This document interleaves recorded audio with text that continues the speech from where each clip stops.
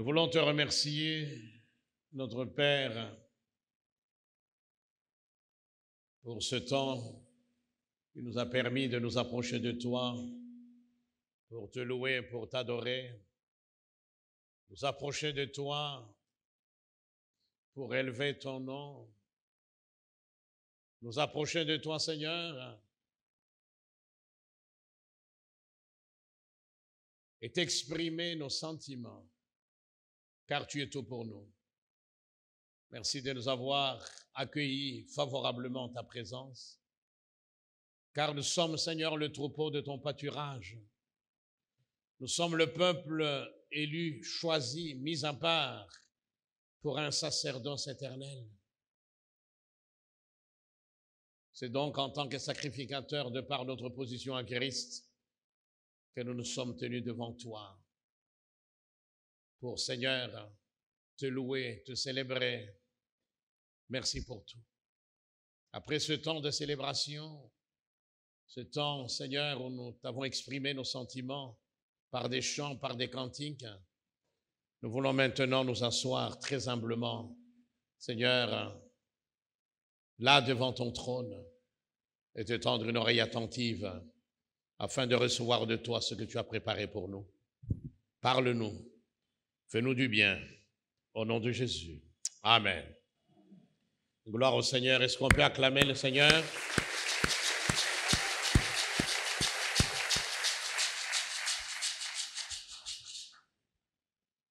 Nous pouvons trouver toutes sortes d'images dans la nature, parmi nous, parmi les hommes, toutes sortes d'images pour illustrer la vie chrétienne, pour illustrer notre marche avec le Seigneur. Et s'il y a une image que j'affectionne particulièrement, c'est l'image de la navigation maritime. La vie chrétienne comme une navigation maritime. Et dans cette navigation, mes amis, nous rencontrerons des vents contraires, nous aurons affaire à des tempêtes, des différentes intensités. Nous aurons affaire à une mer de plus en plus agitée, une mer avec des vagues de plus en plus menaçantes, avec une houle de plus en plus dangereuse qui s'abattrait contre notre barque. Voyez-vous, plutôt que de paniquer, plutôt que de se mettre à murmurer, plutôt que de se poser indéfiniment des questions, nous devrions, à la lumière de tout ce que nous avons vu jusque-là, ce que nous allons voir aujourd'hui, considérer ce temps où nous sommes confrontés à la tempête, ce temps où notre barque, si vous voulez, notre pirogue est confrontée à une mer agitée, à un fleuve de plus en plus dangereuse.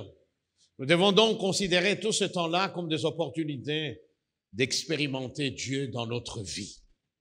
C'est une chose de s'asseoir dans une classe, quelque part dans une faculté de théologie ou dans une école biblique, et recevoir des enseignements en rapport avec les différentes doctrines qui sous-tendent, mes amis, notre foi, et de sortir de ce cursus biblique ou théologique avec un cerveau bien garni de toutes sortes de théories, de toutes sortes d'enseignements bibliques. Mais ces enseignements à eux seuls ne suffisent pas pour vous donner la vraie révélation du Dieu de la Bible. Il faudra bien que vous expérimentiez personnellement ce Dieu-là. Alléluia. Vous aurez appris qu'il est un guerrier redoutable, celui qui défend son peuple, celui qui combat pour son peuple, celui qui est là pour se tenir devant son peuple et devant leurs ennemis afin de les terrasser. Tu auras appris tout cela à partir de toutes ces histoires merveilleuses, extraordinaires que nous trouvons dans la Bible, ou alors à partir de la vie de tel ou tel autre homme de Dieu ou femme de Dieu. Tout cela est bien beau, mais tout cela restera ou demeurera de l'ordre de l'intellect. Vous pourriez même écrire des livres là-dessus, jusqu'au jour où vous-même vous vous retrouveriez dans une vallée face à des adversaires. Alors là, attendez un peu. Alors là, le Seigneur vous aura donné l'occasion de le vivre, de l'expérimenter comme le Dieu qui est un guerrier redoutable. Le héros de la guerre, quand il entre dans une guerre, l'issue est connue d'avance. Et donc, toutes ces épreuves, ces passages à vide, ces moments où nous traversons toutes sortes de déserts, où notre vie passe par des saisons où nous sommes confrontés à l'aridité, à la sécheresse, des saisons de vaches maigres, eh bien, toutes ces épreuves-là, tous ces moments-là, toutes ces saisons-là, eh bien, seront, pour tout enfant de Dieu, pour chacun de nous, une occasion d'expérimenter Dieu et au-delà de cette expérience, de recevoir sa révélation. Alléluia. Et gloire au Seigneur. C'est un des grands enseignements que nous trouvons dans l'histoire d'Élisée et de son serviteur. Là, dans 2 Rois, chapitre 8, 6 plutôt, où il est question d'Élisée avec son serviteur dans cette petite ville de Dothan, où il vivait, jusqu'au jour où le serviteur se réveille un matin, il sort, et là, il voit quelque chose qui va l'effrayer, qui va quasiment le terrifier. Que voit-il? Il voit la ville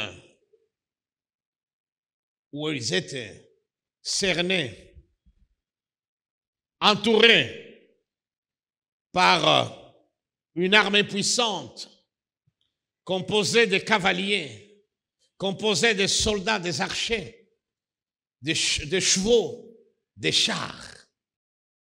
Et la ville. L'homme panique. L'homme ne sait quoi faire. Ils ne sont qu'à 2. Voyez-vous, peut-être que son maître était en prière quand lui est sorti ce matin-là. L'homme tremble. Que faire face à cette multitude?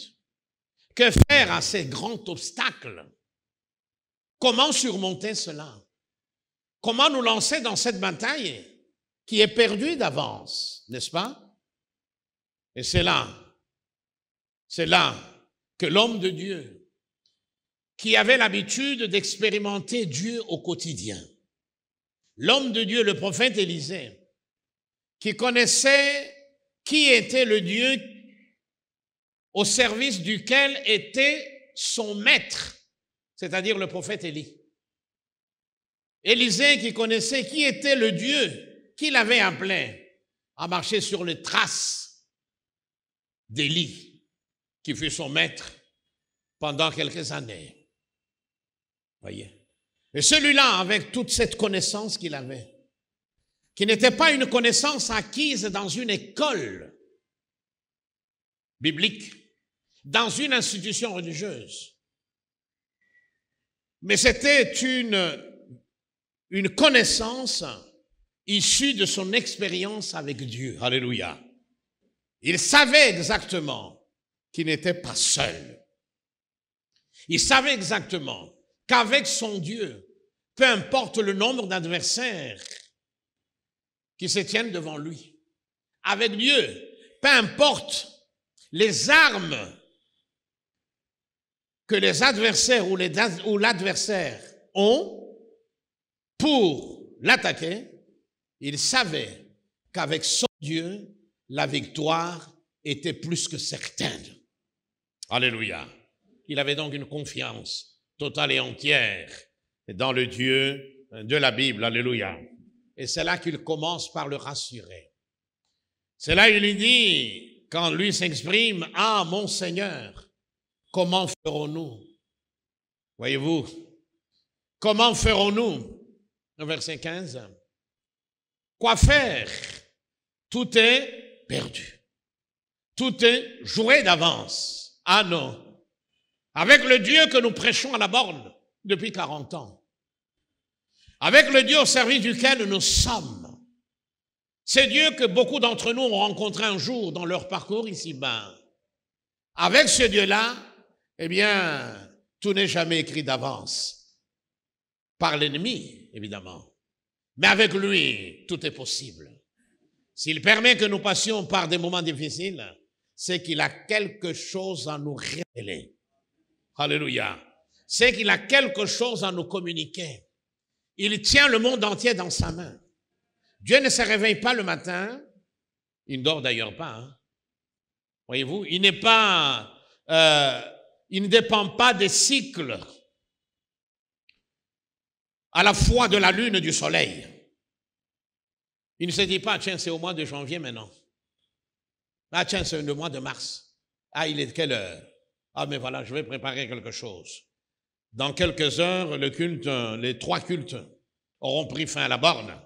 Qu'est-ce que je vais prévoir pour telle personne, pour telle autre personne? Non. Il connaît tout. Alléluia. Pour nous, midi est devant nous. Pour nous, 14 heures est devant nous. Pour nous, la soirée est devant nous. Mais pour lui, 14 heures, midi et 14 heures la soirée, sont là devant lui. C'est un Dieu formidable. Il dit, n'aie pas, mon frère, ma sœur. Depuis plusieurs dimanches, le Seigneur essaye de te parler.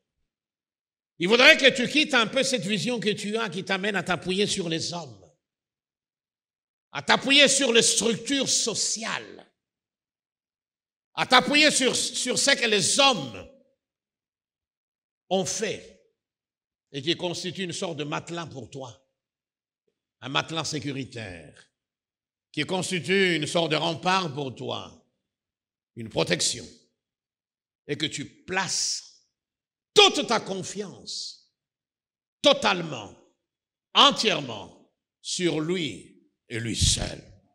N'aie pas peur. N'aie pas peur. Alléluia.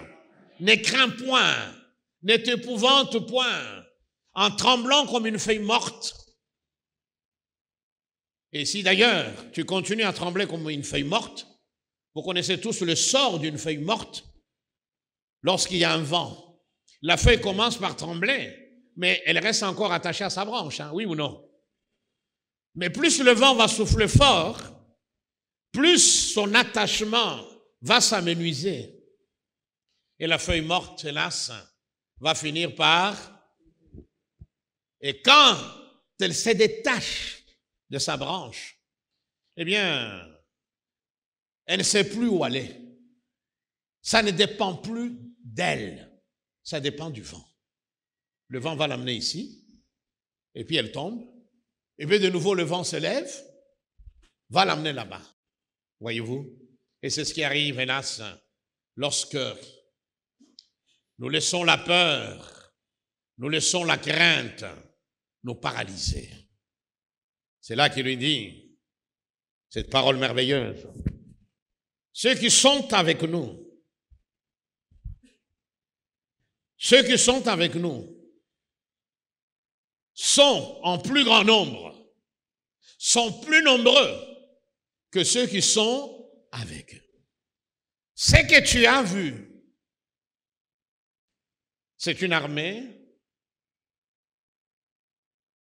avec des chars, avec des chevaux, qui entourent la ville, qui sont venus pour nous anéantir, pour nous réduire à néant.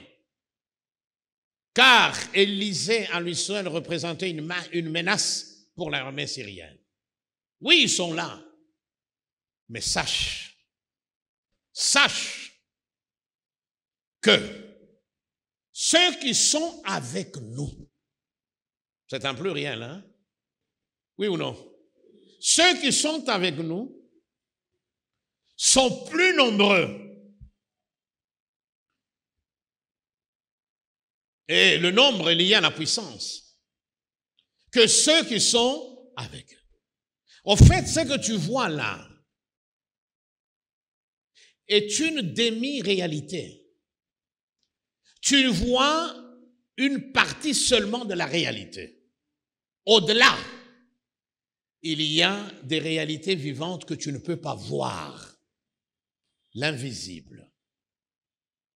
La déclaration d'Élisée nous met face, mes amis, à une grande vérité concernant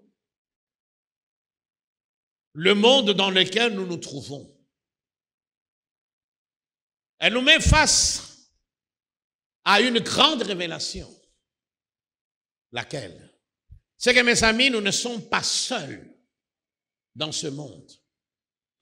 Voyez-vous, nous les humains, nous les êtres de chair, nous ne sommes pas seuls.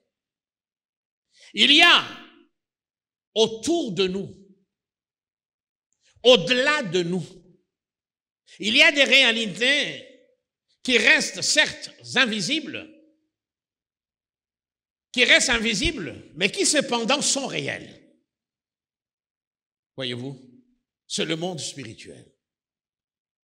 Voyez?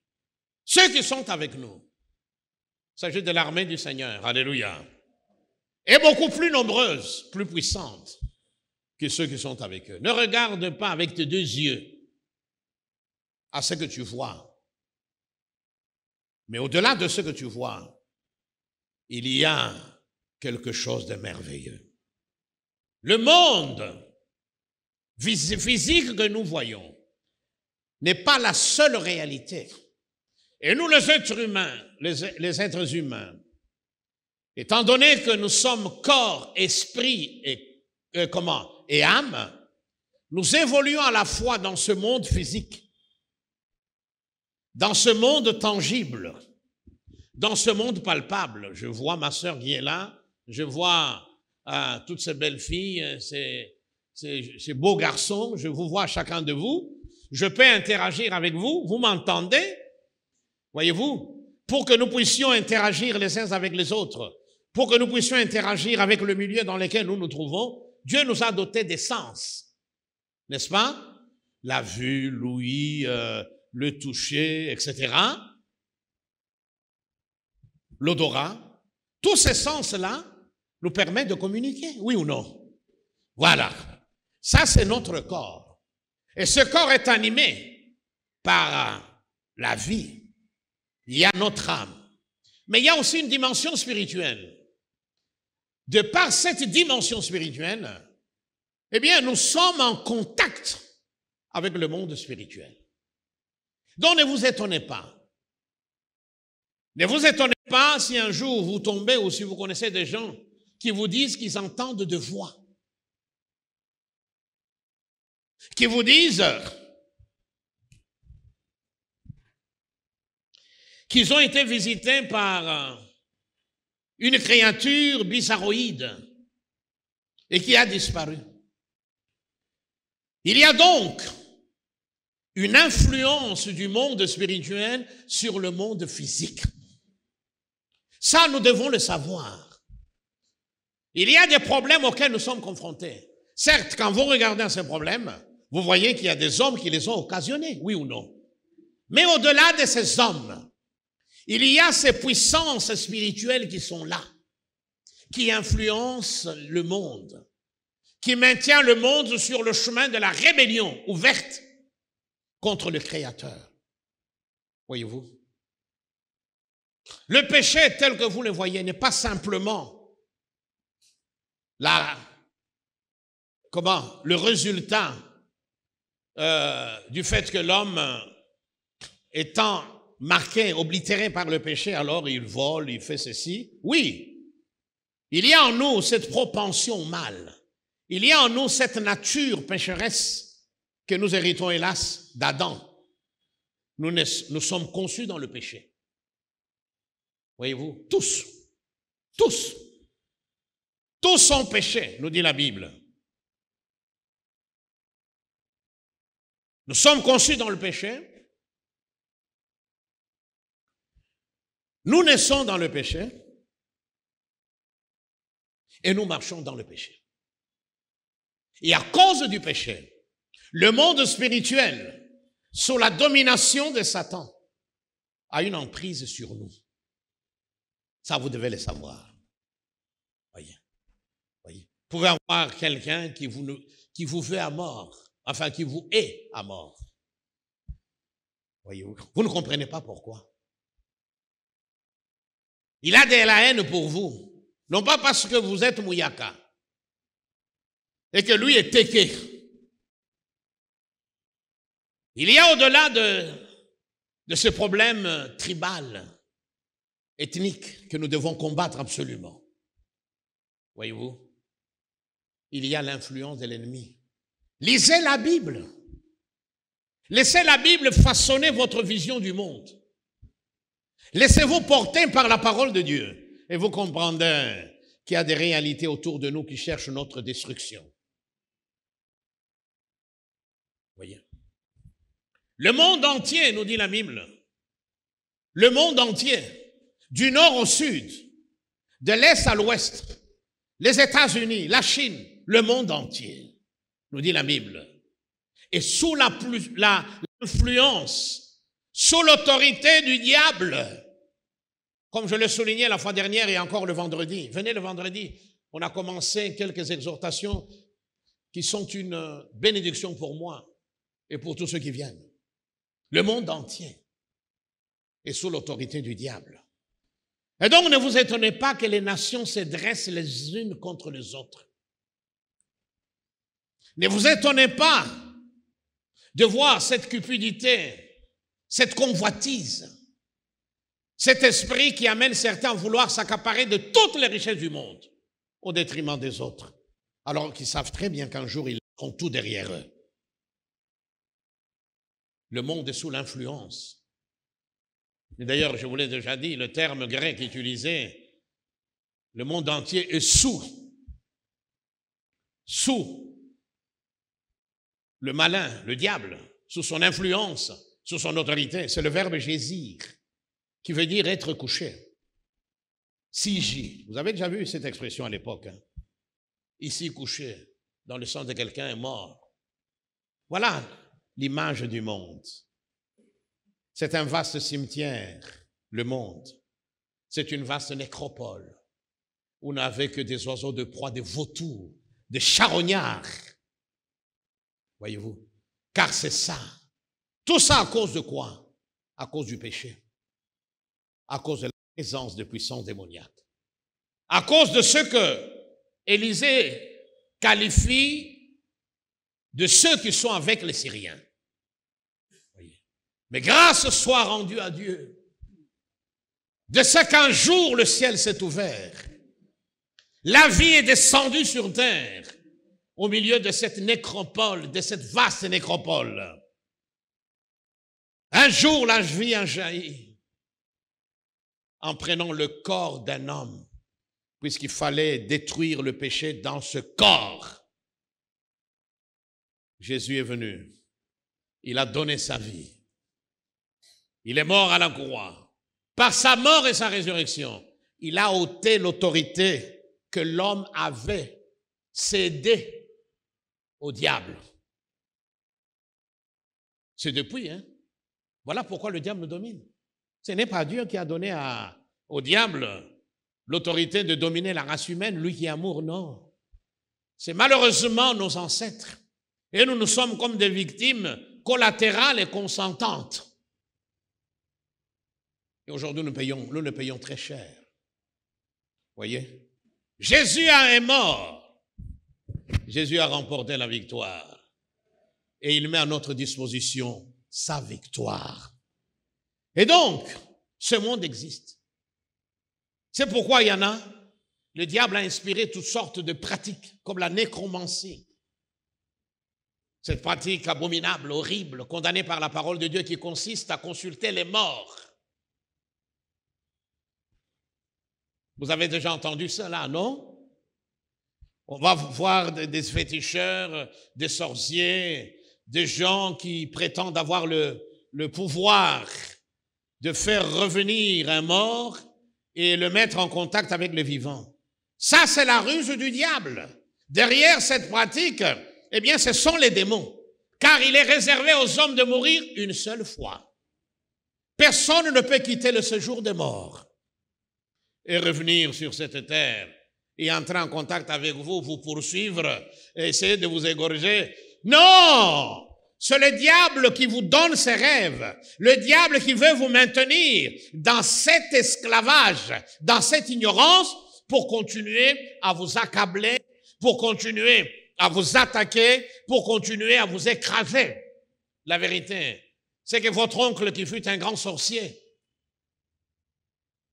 est connu à Kanyama à cause de son pouvoir occulte. Votre grand-mère était la terreur du village. Dans le Massimanimba, tout le monde la connaissait. Même le chef coutumier avait peur d'elle. Ce qu'elle disait arrivait. Voyez-vous. Et puis elle est morte. Et puis un jour, quelqu'un vous dit, un autre sorcier dit, non, je peux la ramener, elle va vous donner le pouvoir. Non, votre grand-mère est partie. Même si vous rêvez d'elle, c'est rien du tout. Ce sont des souvenirs qui reviennent, ou alors c'est le diable, puisqu'il nous attaque aussi en rêve. Qui vous inspire toutes sortes de rêves, alors là vous êtes perdu. Oh là là, cette grand-mère, Zonga Lisusu Kuna Ozalak, rentre au séjour des morts, tu viens encore, Nazola la Lisusu te. Je ne dors plus. Non, c'est pas elle. La pauvre, si elle est morte dans ses péchés, elle est perdue pour l'éternité. Elle ne peut plus revenir. Elle regrette d'ailleurs là où elle est, de s'être laissée manipuler par les puissances occultes. La vérité, ce sont les démons qui profitent pour te perturber et te faire croire que tu peux entrer en contact avec le monde des morts. Non, il n'y a pas le monde des morts, c'est le monde spirituel infesté des démons, des esprits malins, de toutes sortes d'entités spirituelles qui sont là pour nous attaquer, qui sont là pour nuire. Ceux qui sont avec nous sont en plus grand nombre que... Donc ne vous étonnez pas qu'il y ait cet attrait vers le monde spirit. Il y a de plus en plus en Europe, en tout cas, des écoles de sorcellerie qui proposent des cours d'apprentissage de la sorcellerie. Comment jeter un sort à quelqu'un qui est un problème pour vous? Comment lui jeter un mauvais sort et provoquer sa mort? Moi, j'ai suivi des gens, des témoignages. Et ça arrivait, un sorcier qui parlait, dit oui. Quelqu'un était venu me voir parce qu'il avait un problème, je ne sais pas avec qui. Et j'avais fait ces histoires et tout ça, la personne est décédée. Eh oui, malheureusement, ça existe. Mais la bonne nouvelle, c'est que celui qui est avec vous, celui qui est avec toi, mon frère, depuis le jour où tu l'as rencontré, est tout puissant. Est tout puissant. Quand tu vas au village, va avec la paix dans le cœur. Oh, alléluia. Même si on te dit là, il y a la capitale de tous les sorciers du coin, acclame seulement le Seigneur, dis Seigneur merci. Ils peuvent être 2 sorciers. Ils peuvent être 10 sorciers. Ça peut être toute une confédération de sorciers, mais avec toi, je suis plus que vainqueur. Et là, il va prier. Dans ces conditions difficiles. Alors que l'homme ne sait plus quoi faire. L'horizon est bouché. Que faire? Il va faire une prière d'autorité. Sur la prière d'autorité, quand nous parlerons évidemment de sa place dans la vie de tout enfant de Dieu, sa place dans l'Église. Il fait une prière d'autorité. Seigneur, ouvre-lui les yeux. Alléluia. Ouvre ses yeux, je t'en prie, pour qu'il voie. C'est une prière d'autorité qui va faire descendre le ciel sur terre. Oh, alléluia. Oh, j'ai besoin de ce genre de prière. Et le Seigneur va ouvrir les yeux de ces jeunes serviteurs. Et que voit-il? Répondez-moi là où vous êtes. Que voit-il? Il voit des chars de feu et des chevaux entourant Élisée. Donc voilà la réalité. L'homme voit, l'homme qui était dans l'ignorance, l'homme dont la vision du monde s'est limitée seulement à ce qu'on voit, à ce qu'on touche, à ce qu'on sent, à ce qu'on entend. Cette fois-ci, le Seigneur lui ouvre les yeux. Il voit au-delà du visible. Et là, l'homme a une expérience. Il sait désormais qui est l'Éternel, au service duquel se trouve son maître Élisée. Alléluia. Il a donc fallu, mes amis, cette situation difficile. Il a donc fallu que les deux se trouvent dans une sorte de trou noir. Voyez-vous, dans une vallée entourée de montagnes, des chevaux, des chars, une cavalerie impressionnante, de soldats, etc. Il a fallu qu'il soit confronté à l'armée syrienne pour que l'homme enfin réalise qui est le Dieu d'Élisée. Alléluia. Mes amis, chacun de nous doit avoir l'expérience de Dieu. Chacun de nous doit arriver à un moment de sa vie où enfin tout ce qui est théorique, toutes les vérités que nous trouvons dans la parole de Dieu concernant Dieu deviennent une réalité tangible, palpable. Alléluia. Voilà. Il faudra bien que ce que nous avons entendu de nos oreilles, que Dieu est tout-puissant, que Dieu guérit, que Dieu fait quoi? Libère les captifs, que Dieu libère, chasse exerce son pouvoir et les démons s'enfuient. Ce que nous avons entendu de nos oreilles, il faut bien qu'un jour, nous puissions le voir de nos propres yeux. Alléluia. C'est Dieu duquel on dit qu'il guérit. C'est Dieu duquel on dit qu'il est tout-puissant, qu'il peut ouvrir un chemin, même à travers une mer dangereuse. C'est Dieu qui prend soin de ses enfants, même au désert où il n'y a pas d'eau, où il n'y a pas de supermarché, en envoyant de la manne, en ouvrant un rocher et en faisant jaillir l'eau. Il faut bien que ce que nous avons entendu de nos oreilles, nous puissions le voir dans le sens de le vivre. Et après avoir expérimenté cela, nous aurons alors une vraie révélation du Dieu de la Bible. Nous pourrions dire que ce Dieu-là, mes amis, est un Dieu qui est tout-puissant. Ça ne sera plus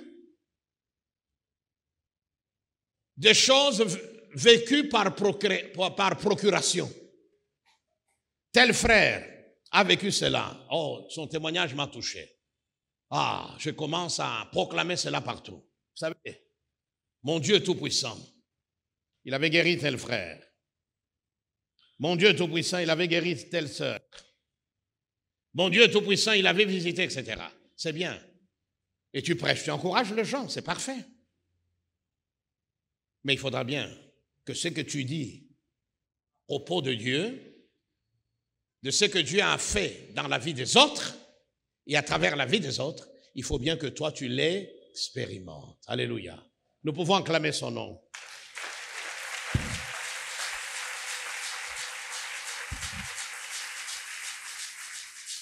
Voilà pourquoi Dieu a fait passer Israël par le désert.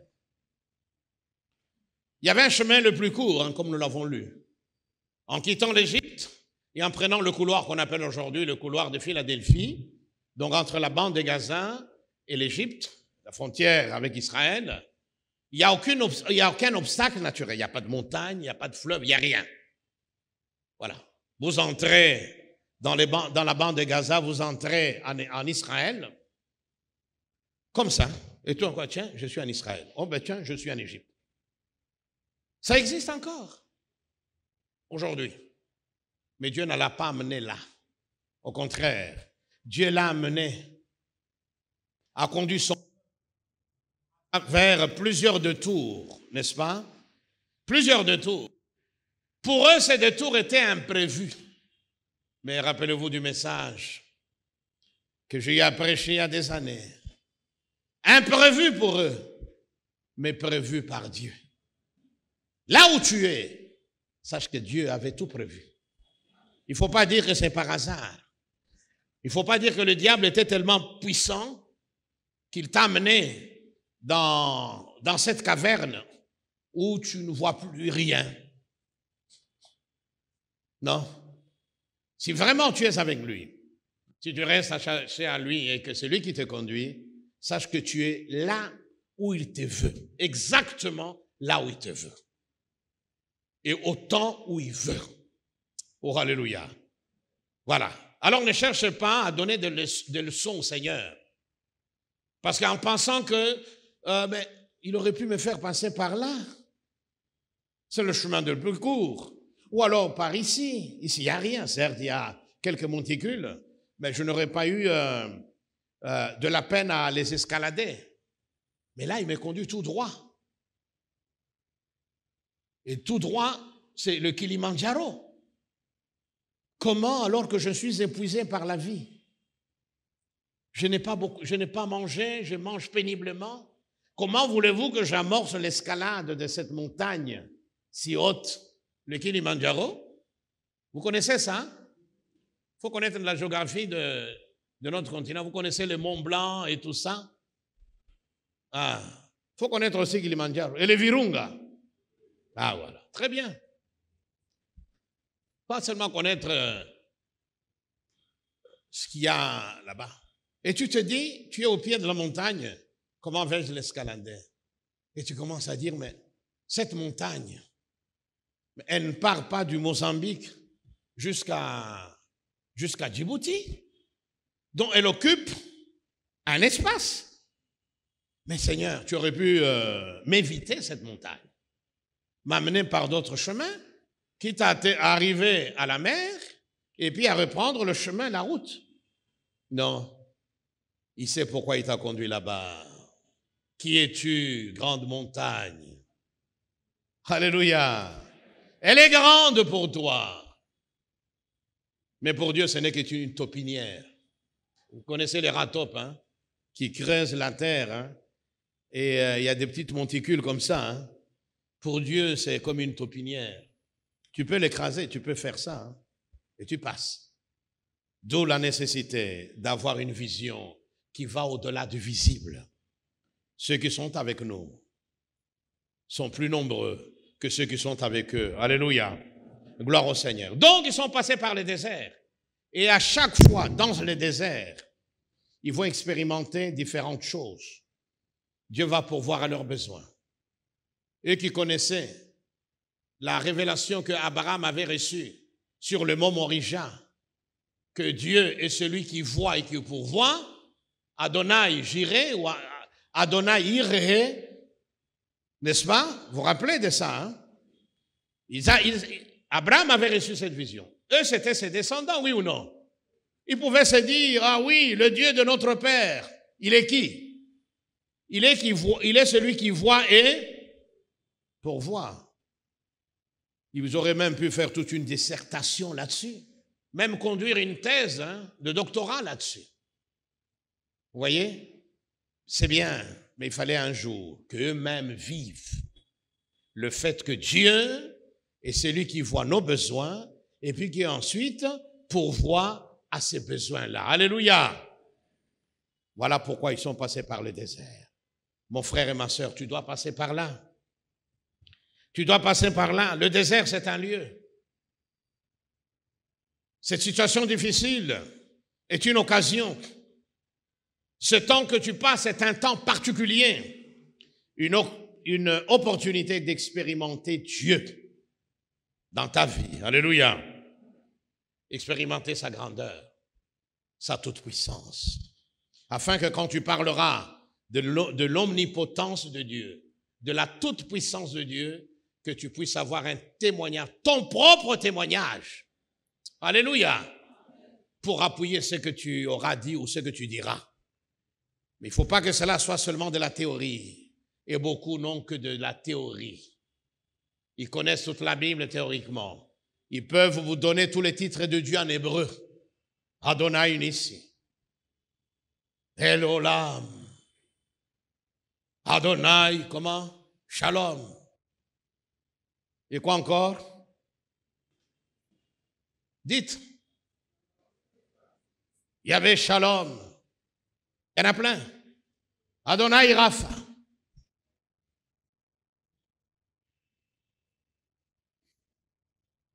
Sébaoth. Parce que Sébaoth veut dire armée au pluriel. Quand on dit, bon, c'est vrai, nous chantons Sabaoth, mais bon, nous chantons seulement armée, armée, armée.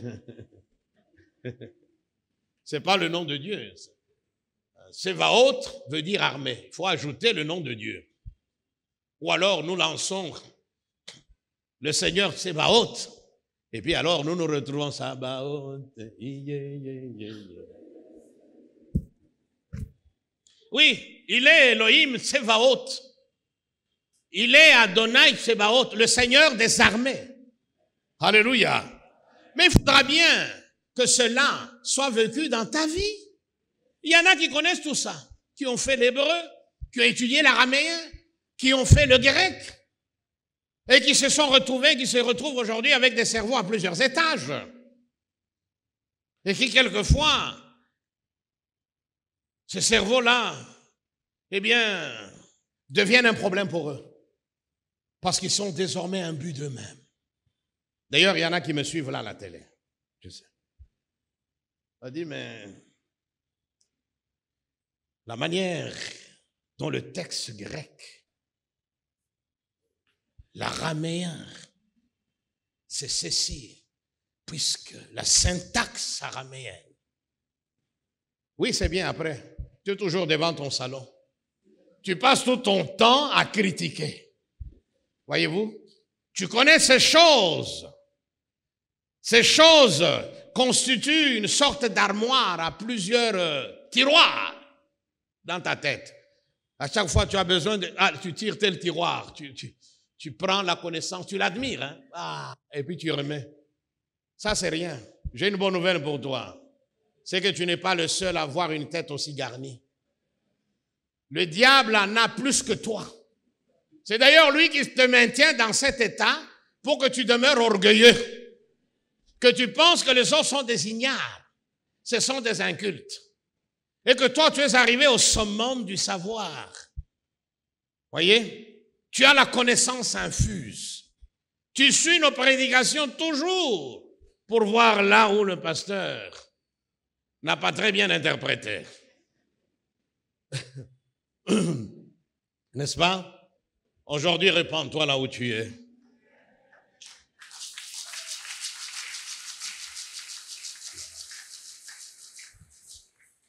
Oui, le peuple d'Israël avait une connaissance théorique. Ils pouvaient nous dire tant de choses sur leurs ancêtres. Ce que Dieu avait fait pour Abraham, pour Jacob, pour Isaac. Ils pouvaient nous dire tant de choses, mes amis, sur ce que Dieu avait fait par rapport à Noé. Vous vous rappelez, hein? Voyez-vous, tant de choses. Mais c'était seulement des choses qu'ils connaissaient de manière intellectuelle. Voyez-vous, mais il fallait qu'un jour, ce qu'ils connaissaient intellectuellement devienne une réalité vivante dans leur vie. Voilà le bien fondé de l'épreuve. Voilà le bien fondé du passage par le désert, quelle que soit sa nature. Voyez-vous? Donc le désert n'est pas un lieu de punition. Voyez-vous? Non, pas du tout. Mais c'est un lieu de révélation. Et au travers de cette révélation, le Seigneur nous forme. Oh, alléluia! Car après une preuve qu'on a gagnée, qu'on a surmontée, eh bien, on n'est plus le même. Oui ou non? Notre foi s'en sort ragaillardie, fortifiée. Oh, alléluia! Un lieu d'apprentissage. C'est là au désert que notre foi est éprouvée. Voyez-vous? Notre foi grandit, notre foi croît au fur et à mesure que nous rencontrons des obstacles. Je l'ai déjà dit, c'est comme quelqu'un qui fait de la musculation. Il doit soumettre ce corps, mes amis, à la résistance, n'est-ce pas? Oui ou non? Non, mais là, vous voyez, j'ai fait ça, moi, je suis fatigué. Un peu d'eau. Voilà. C'est seulement à ce prix-là qu'il va se retrouver avec un corps bien sculpté. Voilà. Et qui va avoir ce plaisir de l'exhiber. Vous avez vu comment il marche, hein? C'est le même, hein? Avant, c'était bonjour, frère. Ah, frère.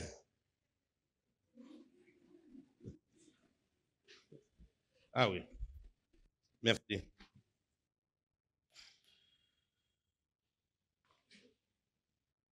Tout cela n'arrive pas au hasard, n'est-ce pas? En effet. Vous ne pouvez pas rester dans votre lit du matin au soir en train de rêver que vous avez un corps bien sculpté, avec un menton carré, avec un gros cou comme ça, des épaules, oh là là, des plaquettes de chocolat. Voyez, quand vous faites ça, oh, c'est comme 3 mangues. Vous pouvez rêver. Et même dans votre rêve, être content. Et même dans votre rêve, vous voyez en train de passer dans le quartier, tout le monde vous acclame. Oh, vieux, vous rêvez. Voilà. Et après, le malheur du rêve, quelle que soit sa beauté. Vous savez, il y a certains rêves. Vous êtes tellement bien dans ce rêve-là. Formidable. Vous avez l'impression d'être déjà au ciel. Oh, vous étiez là.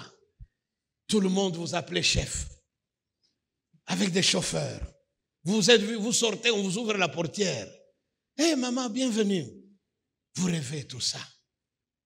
Et dans votre rêve, vous voulez que ça continue. Jusqu'à ce que le voisin, qui est en train de chauffer son véhicule pour partir au boulot, par mégarde, klaxonne. Et quand vous sortez, oh là là, c'était si beau. Ça, c'est ça, malheureusement. Ou heureusement, parce que ce qui est bon, oui, on a envie que ça reste, mais si c'est un cauchemar, on a envie que ça quoi? Ça s'arrête, hein? Voilà, c'est ça le rêve, mon ami. Ça te fait du bien pendant un temps. Tu rêves, tu voyages partout. Hein? J'ai appris qu'il va y avoir un remaniement. Tu peux même rêver que c'est toi le futur Premier ministre. Oui, toi qui me suis. Voilà. Et dormir avec ça. Et même voir le président assis derrière, seul, ou peut-être avec quelques conseillers. Et toi-même, et ce qui est bizarre dans ton rêve, c'est toi-même qui amènes le dossier. Comment veux-tu amener le dossier? On rêve. Mais il faut bien qu'un jour le rêve s'arrête. C'est la réalité qui est importante. Il faut que nous connaissions ces choses. Alléluia.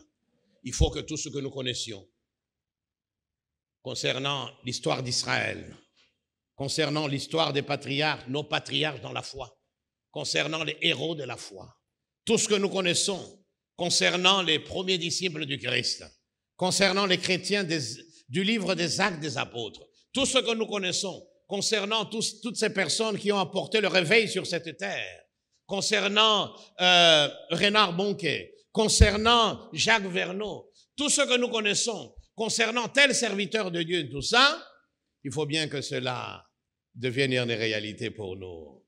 Nous devons considérer cela comme des traces, et je terminerai par là, comme des traces vivantes que le Seigneur a laissées sur terre à travers la vie de ces personnes. Et non pas comme des destinations finales. Vous voulez découvrir comment Abraham a expérimenté sa gloire, la kabod. Vous savez que kabod en hébreu, le premier sens de kabod, c'est le poids. Et glorieux, ce qui a du poids. Ah, c'est ça, kabod, oui, kabod. Vous pouvez faire une étude d'Abraham. Vous pouvez même calculer le poids de la kabod dans la vie d'Abraham. Oui ou non? Et puis arriver à la fin au formidable. Notre Dieu,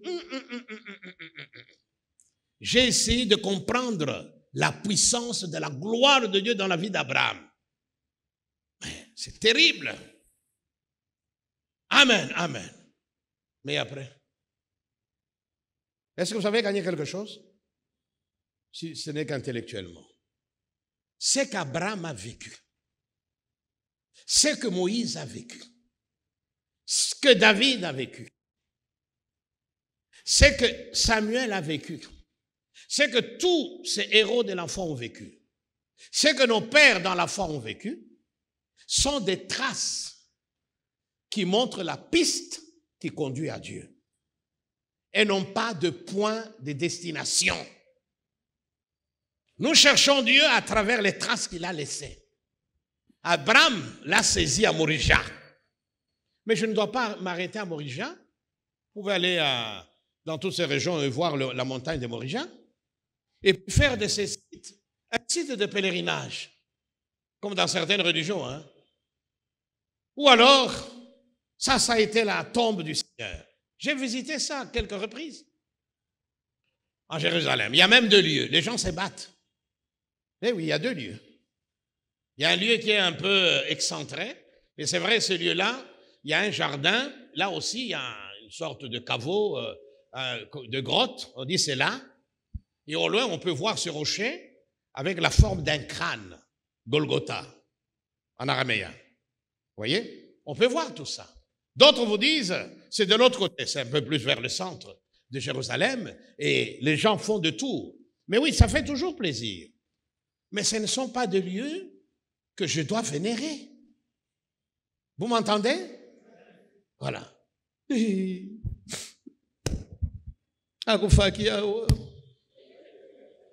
Oh yes. C'est vrai que nous pouvons être touchés par la souffrance qu'il a endurée pour nous. Mais il n'est pas au tombeau. Il n'est pas au tombeau. Au 3e jour, le tombeau se retrouvait vide. Il est ressuscité. Il vit au siècle de siècles. Il est assis sur son trône de gloire. Il étend son règne dans l'univers. Et la bonne nouvelle, c'est qu'il est là, au milieu de nous. Alors pourquoi pleurer un vivant parmi les morts? N'est-ce pas? Et donc, qu'est-ce que Dieu a fait dans la vie de Jacques Verneau? Les traces que Dieu a laissées. Ça m'intéresse, mais ça ne doit pas être ma finalité. Qu'est-ce que Dieu a fait dans la vie de Pierre? Cet homme qui était sanguin, il était un peu comme moi, toujours prêt à parler. Ah ben il y a des gens comme ça. J'aurais aimé avoir un autre caractère. Vous voyez? Mais il ne peut pas y avoir... il y a des fils du tonnerre et puis d'autres, toujours prêts à parler. Prêts même avant que le Seigneur termine sa phrase. Seigneur, moi d'ailleurs, je vous suivrai jusqu'au bout. Et donc on est Pierre. Et puis un jour, il a nié. Il a renié. Et puis il a pleuré. Et puis le Seigneur l'a restauré. Et puis il se retrouve dans la chambre haute. Et puis il est baptisé dans le Saint-Esprit avec les autres. Il prend la chambre haute, c'est un nouveau Pierre. Et nous avons tous les miracles que le Seigneur a accomplis à partir d'un homme qu'il avait renié. Pour nous, si nous étions à la tête du mouvement à l'époque-là, nous l'aurions mis sous discipline pour la vie. Quoi? Tu as entendu? Le banane. Oh, c'est pas possible. Tu as entendu, Papa Cabane? Quoi? Pierre. Oh, il est mort. Non! Lui! Tu n'es pas au courant? Tous les démons le savent. Mais dis-moi, il a renié Jésus. Il a renié. Il a tourné le dos. Il a dit qu'il ne le connaissait pas. Ni d'Adam, ni d'Ève. Ni des dents, ni des lèvres, mais enfin. Ah bon? Et pire encore, une fois on aurait compris. Vous voyez, hein? Et puis il serait saisi. 2 fois, 3 fois. Alors, au conseil, nous décidons quoi? Une réunion avec le représentant légal. Tous les responsables des provinces. le verdict serait tombé. Le pauvre, il serait venu en tirant sa tête, mouillé comme une poule. Et on aurait parlé sévèrement.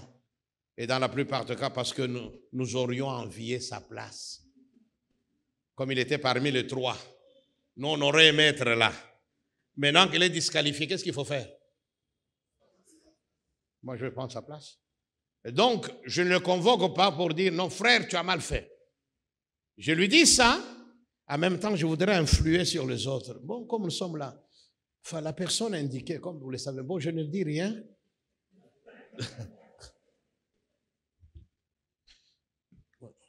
J'ai été, enfin, il faut d'abord voir celui qui a été responsable des districts, et puis qui a été aussi provincial, et puis qui a siégé. Donc, à partir de ces critères, mais quand on donne les critères, mais ce sont des critères qui te concernent.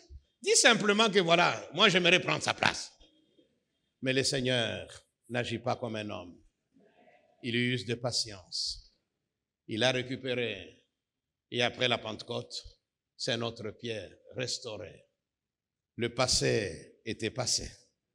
Désormais, il était tourné vers le futur. Acclamons le nom du Seigneur.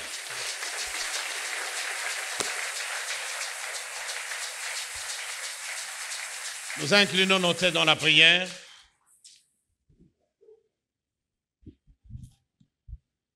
Nous bénissons ton nom, Seigneur, pour ta parole. Encore une fois, il y a tant de choses à dire à propos de cette histoire d'Élisée et de son serviteur ce jour-là, lorsqu'ils se sont réveillés, que tout d'un coup ils ont réalisé qu'ils faisaient face à une armée constituée, Seigneur, des chars, des chevaux, qui étaient là pour les détruire, pour les écraser. Mais grâce te soit rendue de ce que dans cette situation difficile, tu as permis à ces serviteurs de faire, Seigneur, une expérience avec toi, concernant la réalité spirituelle. Ces jours-là, il a eu enfin une connaissance vraie, vivante, de qui tu es. Le Dieu qui règne aussi bien dans le monde physique, mais également dans le monde spirituel et même au-delà. Aide-nous à persévérer dans nos épreuves, à les considérer comme des opportunités d'expérimenter ta révélation. Merci pour tout. Merci aussi pour les offrandes, Seigneur, et nos dîmes, et pour le soutien, Seigneur, des travaux. Bénis ces offrandes. Bénis, Seigneur, tous ces bien-aimés qui donnent. Ô Dieu, bénis également tous ceux qui ne peuvent pas, qui aimeraient bien, mais qui n'ont rien. Souviens-toi d'eux. Accorde-leur un travail, même dans ces contextes socio-économiques, Seigneur, et politiques très difficiles. Tu peux leur trouver du travail, afin qu'ils aient un salaire et qu'ils expérimentent la joie qu'il y a à donner et à recevoir. Merci pour tout. Amen.